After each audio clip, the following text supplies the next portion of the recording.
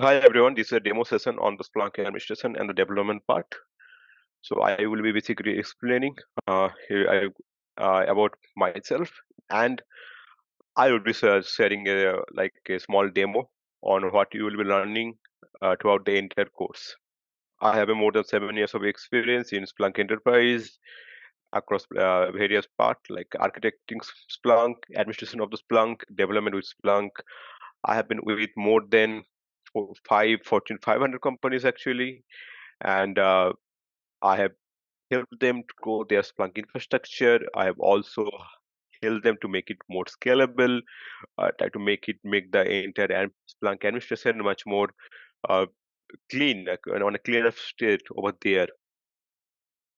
And during my all the experience, I have designed also and implemented various Splunk solution, like not one Splunk enterprise. I'm talking about ITSI, enterprise security, each and everything, and I have done it from the very scratch.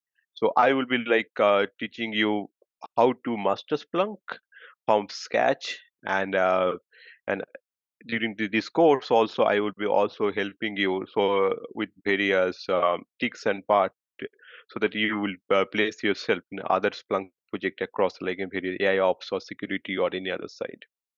So this demo basically I will basically familiarizing yourself with various Splunk components, Splunk architecture, and a 10,000 feet overview of Splunk basically.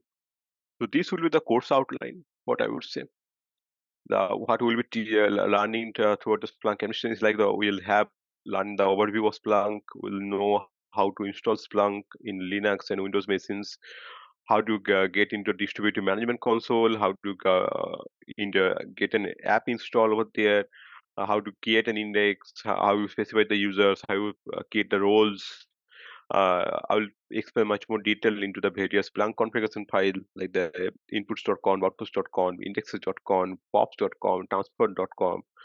Um, over there, I will teaching you on the Splunk deployment management. How do you manage a high deployment over there? Like you're talking about deployment server, I'm talking about license master, I'm talking about cluster master, each and everything. I will teach I will teach you like how do you create an index, how you maintain it, and various other index parameter. Like suppose you want to limit a particular index size, how do you limit it? How do you set a retention period policy out there? How do you basically manage your hot and cold data? I will teach you like about the user roles and authentication. How do you restrict an user from accessing certain roles or certain data, and how do you manage it properly? How do you define the user, a power user, and an admin user? I'll teach you about the Splunk administration environment over there. I'll teach you about how does a normal production environment works. I'm talking about both single site and multi-site cluster. I'll teach you about the Splunk search engine, how does a search work. I'll also teach you about the Splunk onboarding mechanism, like how does you um, onboard a new data into Splunk. There are very inputs metadata are there. Like I'm talking about universal forwarder, I'm talking about HEC, I'm talking about API, I'm talking about getting data via any other add-on or TA. I'll teach you about how to manage the user and index over there. How teach you like how do you so main problem with the entire data is Splunk can feed any kind of data. Like it can be structured data, it can be unstructured data, each and everything. But the main issue is like the how do you get the meaningful information out to the data? So you need to basically parse data properly, map it with the proper fields, and you need to parse it properly by using various pops and transforms. Suppose you have some PI data, you don't want the data to be visible to others, so you want to mask it. How do you mask it? You mask it via transform.com. So I will teach you like how to do like these kind of real-time steps which is needed on a particular project. I will also teach you about how to scale your Splunk environment on the search perspective and on the index perspective, and also like how teach you like how do you create a Splunk cluster out of it. On the development side, I will teach you like the Splunk basic development concept. How do you normal do a basic search? How do you like use a field in the searches? How do you create a safe search or do a scheduled search or a report or the dashboards out there? How do you create tags or event types? Macros is one of the one of the key stuff which the developer use to basically reuse of or the certain SQL queries out there. I'll teach you about the workflow management. I'm talking about various Splunk search commands. I'll teach you like how do you use a transform command in a SQL search. On the report side, I'll teach you like how do you create a report, how to schedule it, how do you deliver it, and if you want to say use the same report in other report, how do you do it? At the same time, I will teach you like the other single value commands out there. Maybe you setting a single value chart out there. How do you do it? I'll teach you about the various Splunk reports and visualizations. Splunk has over more than 100 plus kind of visualization, how to use it properly. I'll teach you about the analyzing and calculating fields out there. I'll talk about the correlation of events, how to enrich data with lookups. I'll teach you about the KV store as well, along with the lookups. So, what is the basic difference between KV store and a lookup? When you prefer to use a lookup, when you prefer to use a KV store, how do you create a report and dashboards? Even a dashboard also, how do you want if you want to schedule the dashboard to any of the user by email, that is also possible. How do you create a dashboard on a basic optimized search like maybe I'm talking about instead of like writing each and everything, you can go with the inline search or you can go with the base search approach. I will teach you like on the same side. Suppose at a time of like you're working on data, you want to extract the same one kind of data that you do it on from search time. That can be also going to teach you. Also going to teach you on the pivot side. So not everyone is familiar with the Splunk queries. So on that case, like pivot is very helpful for them. So they can actually pivot it and they can make it their own dashboard out of the pivot. And with all this, I'm going to teach an enterprise security and ITSI and an overview like what is needed, how we configure it, and those areas as well. So now I'm basically going to the demo side, and these will be the projects you will be learning alongside that course. One will be like I'm teach you like um, how to basically extract the customer details of a company using Splunk. How do you do a field extraction, and how do you do a data ingestion with the index part and the dashboard part. So I'm talking about the end-to-end project over here in the project 3. That is like ingesting of the data. After ingesting data, create a use case out of the data, and based on use case, deliver something out of it, which is on a visualization standpoint. Uh, for you to familiarize yourself in the Splunk, we will be like doing a hands-on along with the learning. So that would need a minimum of 4 gigs of RAM on your laptop. We'll be installing that. We'll giving you the file and each and everything needed so that you can set up your own and you can do it using your own laptop. So we'll get familiar ourselves with the Splunk docs and the various Splunk communities. If you are stuck with someone somewhere, how do you get the meaningful information? How do you read the topics? How do you basically like get yourself familiar with each and every commands? You'll have to get those from the talks and communities. During the course, we'll be like doing some mock interviews for various roles, like Splunk admin roles, Splunk developer roles, Splunk ops roles, Splunk architect roles, and Splunk SIEM roles. um, After the end of the course, you will be eligible or you will be confident to appear for these exams actually. User, power user, admin, developer. If you have the necessary education tag, you can also appear for that architect. I will be helping you for all these ones. I will be teaching you like what the kind of question you can expect over there. How do you basically prepare yourself? Everything like doing a mock part. So mainly, I'll just talk about Splunk various Splunk components. How does Splunk works? What I would say. So and why Splunk? That's a very basic question everyone has. Like why I need to use Splunk? Why not other tool like so I'm talking about Sumologic or I'm talking about Curator. I'm talking about any other SIEM solution. Why Splunk? The very first question. Why we want to do something. So one part is like that. Splunk can accept any kind of data as an input. So it can be a structured data, it can be an unstructured data, it can be just a data, it can be anything. So you can break the data as per your requirement, you can parse it into various events. Suppose you want to parse it based on timestamp, you can do it. But you don't want to do it on timestamp, you want to have some other parameter. You want to parse it based upon field or based on certain kind of line, you can do it by that way.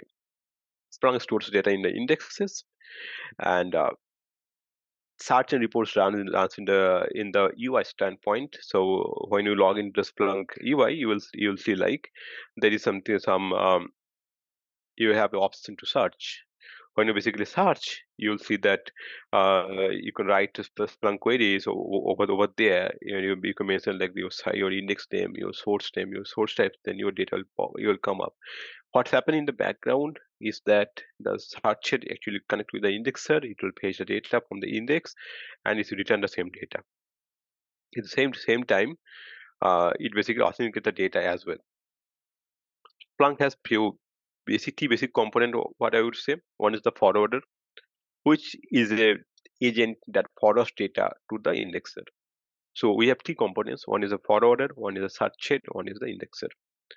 So forward is basically like just a forwarding agent which sends the data to Splunk. We have something called search head that we are all know basically like search head is a UI interface where you normally do a search, normal Splunk search, and indexer is basically a storage component where you basically store the entire data.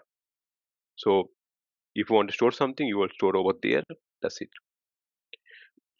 And the data have been stored in the various indexes in forms of buckets.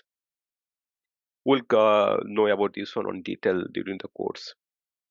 So if we're talking about on a single server based architecture, you want to use a single server for each and everything. So you can do it like that way. Like suppose you want to use a single server for forward, where the forwarding agent as a search head as an indexer. It is possible. It can be done, or the way you want to do some testing over there, you can do it like that way. You want to do some for personal use, you want to do some learning, you can do it like that way. So you can install Splunk Enterprise over there, and you can do each and everything on top of it. So that's very simple. Just you don't have to worry about anything. Other part is like the other Splunk deployment, which is basically like um, you have some input agent over there, basically that forwarders that are going to send data to the indexer. There is an indexer out over there. That's basically this another server where you store the data. There is searcher also, which is another server which basically like search collect the data from the indexer. And there is something called distributed architecture where you have like two search it out there. You're seeing like 3 to 4 indexers. You're seeing multiple forwarders. You're also seeing the deployment server to manage the forwarders. That is also there. So what does a normal Splunk administrator do? Like admin does. An admin is his job to basically like monitor the monitoring console, respond to the health part, make sure the Splunk apps have been installed, manage the Splunk licensing standpoint. If you're using Splunk on-prem, manage Splunk various configuration file and indexes, manage the users as well. If you want to ingest a new data, that's your job to ingest a new data as well. So there are few components are different components are there. One is the universal forwarder, that's basically an DOM agent that you install on a Linux or Windows machine, which basically forwards the data from the particular machine to the your Splunk enterprise. Your Splunk enterprise can is a software package which can be used for your indexers, your search head, your deployment server, your license master, your heavy forwarders, your cluster master, and your search it as well. So we have if you're talking about the on the clustering standpoint, you need to know some of the management servers as well. That is like the your searches are managed by a deployer, your forwarders are managed by your deployment server, your indexes are managed by cluster master. These are the three stuffs. That's the thing you need for, and you need one license master to manage the entire license. That's it. So there are few of the part like you need to make sure if you're doing something that needs like minimum kind of system requirements needed. Like for an indexer, you need at least 12 your 12 CPU cores with minimum of 12 gigs of RAM. And for the search head, you need at least 4 CPUs quad core per CPU base, and your indexes will be running at eight minimum of 800 IOPS of disk. So there is some practices we follow if you want to use Splunk over there. Like we don't run Splunk based on the root user. We created a separate user. We use the same user to install Splunk over there to run it. We use NTP. So you think about like suppose your indexer and the search are not in sync with time, it will be an issue, right? So you are searching data for like past 1 hour, like maybe a particular hour in a particular time of data, and your indexes are not defined on like such a way, it will be an issue. So you need to follow some of the best practices over there. You need to also make sure that some of the ports which are very needed. So think about like which of the ports are used by Splunk. So one will be like 8089 port that is needed for your Splunk D. 8000 port is needed for Splunk Web. 8065 port is needed for your app server proxy. 8190 for your KB store. I will be teaching you more about the KB store, what is a Splunk D, each and everything, but these ports are very much needed, and by default, see or some of the stuff there is not default you can configure on your own, like I'm talking about your indexing port. So by default it's on 9997, but I can use any port to configure any data. Like maybe I am putting SSL, so I'm putting SSL in transit, or I'm putting like TLS over there. On that case, I can use any other port to send data. At the same time, like that data will get replicated across. So on the part is like Splunk has a default replication policy of two. So 2 and 2, like that, this replication policy we have for Splunk.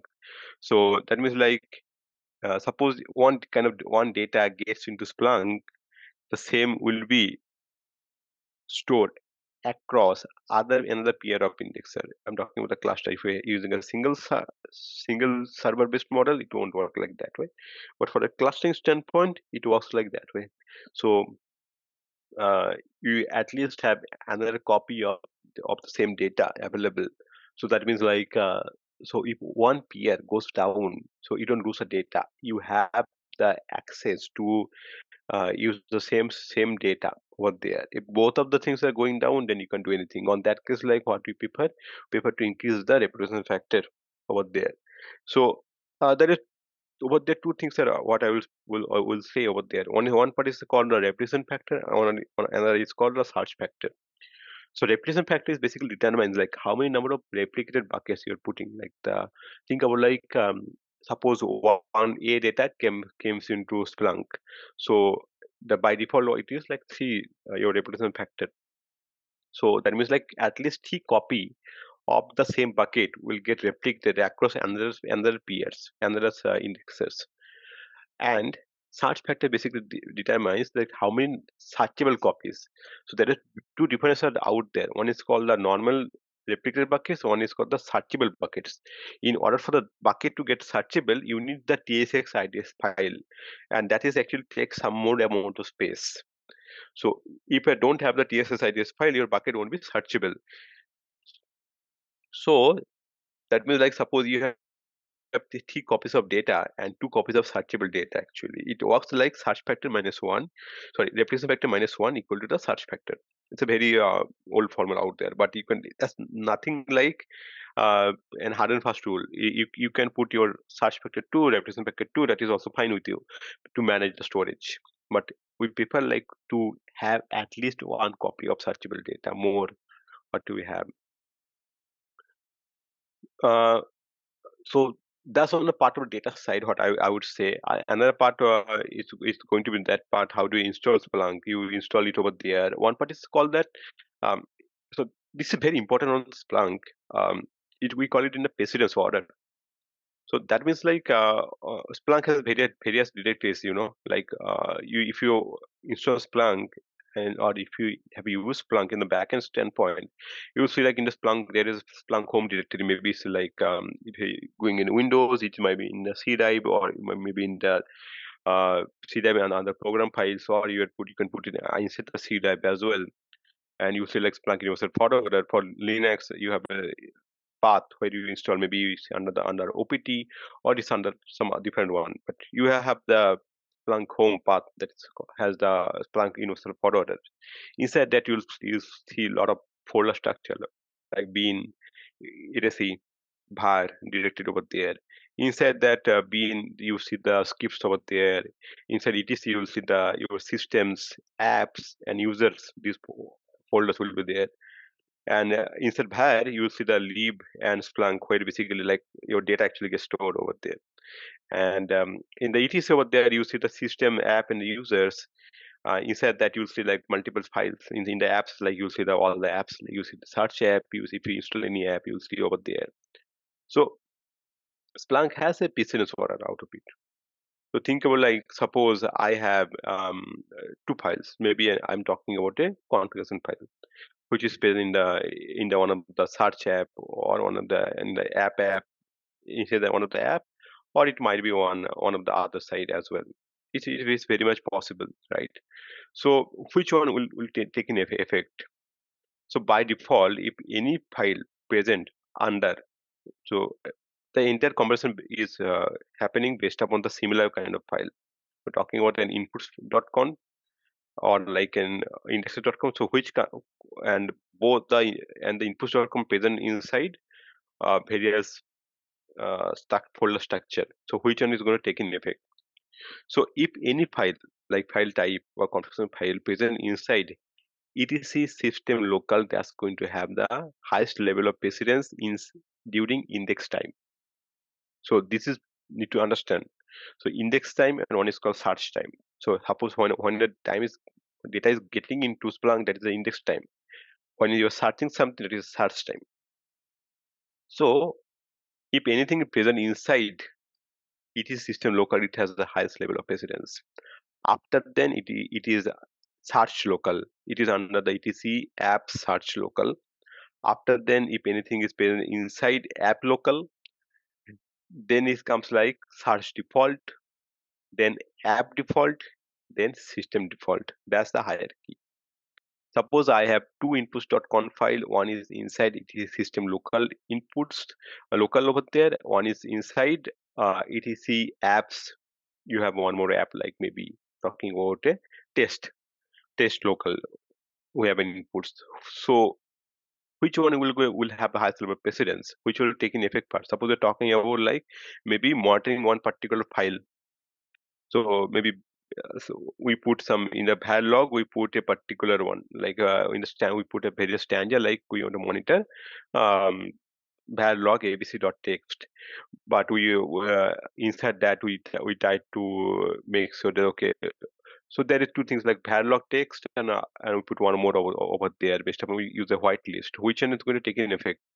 So if you put that one in the system local inputs, that's going to take in effect first. But the issue is like that if you put anything in the system local, you can manage it, you can change it. You have to go there in that particular uh, server itself, and you have to make the changes. So we don't prefer putting anything in the system local, because it has the highest level of precedence order. It can do each and everything, and you can't manage it using a management server. So we tend to put it in the app local actually. So that's the industry wide practice, what I would say. So you can also manage. And if you want to change the precedence, you actually change the app name. You can do it like you can put the app name. It works in the ASCII order. And one is called the I'm talking about the search time index precedence, and one is called the sorry index time, and one is called the search time precedence order. In the search time precedence order, it was like if anything present inside user. So user is inside the etc users. You have the user's name over there. Uh, App local, that has the highest level of precedence. Then comes the app local. Then comes the app default. Then comes the search local. then comes the search default, then comes the system local, then comes the system default, and that's the thing. So these are the basically the precedence order. We will be like giving you the hands-on demo. How do you set it? How what does it mean by precedence order? Or how do you validate? We have a tool called the B tool that is very much very powerful tool to see like which file is taking an effect, which are the steps are taken to do. So Splunk actually comes with I'll give you some demo or some talk about little bit about the licensing as well. So Splunk has the few of the licensing standpoint out there. You can have a tile license, you can need have an enterprise license, you can have a free license, you can have a forward license. So even you can have a developer license as well that limits you up to 500 MB. So in enterprise license is the most one like which normally the enterprise use. They actually struck a deal with Splunk for like 3 year or 2 year of license. You get a particular amount, daily ingestion amount. If it is going above, if the indexing is exceeding the your daily quota in a pool, you will see the message out there: 5 or more warning on an enforced enterprise license, or 3 or more warning in a free license in a 30-day period is a violation. So that's the only part. What is the violation and what happens like as a in the part from like license quota? So maybe um, suppose you're hitting with license part like uh, your pools are there out there. You're getting licensing standpoint over there, and it basically stop. So it's what could happen that if you're setting up with your licensing, your daily ingestion license is more than the your set one. So your licensing is basically not going to stop the ingestion actually. So it's going to basically like stop searching the data. You still your data will get into your indexers. So that's the all the part. And there are few other parts are there like if you're getting multiple one, then it will also get stopped. But that's also like case to case basis. And earlier like they have a similar set of rule, but they actually change some of the part, which I will also explain over there, which you need to do. Some of the Splunk commands we are there, like how do you do it on that part, like if you're talking about starting Splunk, stopping Splunk, how to do it from the back end. Some of the stuffs can be done from the front end as well, from the UI as well. After the now, what I will be basically like teaching you about the how the apps, even how do you create a new app, how to prepare a new app. So these parts actually. Uh, Also add on like what does an add on? How did the what's the basically like the differentiate between the apps and add on. So this part will be also and will be like teaching you over there. So at the starting point, like I will be talking about the indexes. So what does an index is? So in by default Splunk, there is some pre-configured indexes. One is called the internal index, which basically stores the Splunk own logs and matrices over there. This is very useful information present over there. Suppose you are facing issue with your data not coming to Splunk properly. That's the only single source of truth you check while troubleshooting. For an Splunk admin, that is the first point or starting point, what I would say.